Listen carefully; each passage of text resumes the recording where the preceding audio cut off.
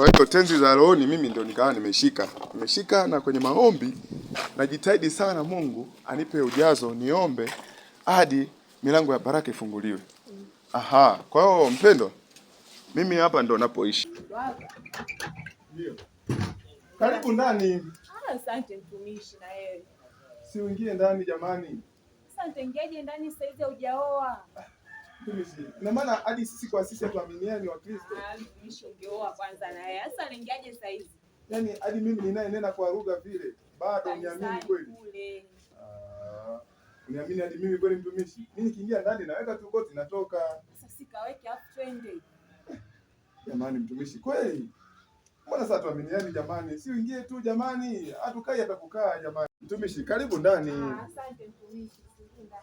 Uingie ndani kwa nini mtumishi? Ingiaje ndani hujaoa na wewe? Naweka tu koti huko mimi natoka na bwana wewe weka twende. Ingia na mtumishi. Kwa niamini hadi mimi pamoja na kwamba ananena kwa lugha vile kanisani. Sasa kule ni kanisani na wewe.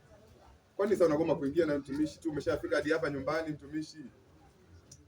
Ila asichelewe kutoka mimi sina kuchelewesha. Moja tu, unaweka tu koti.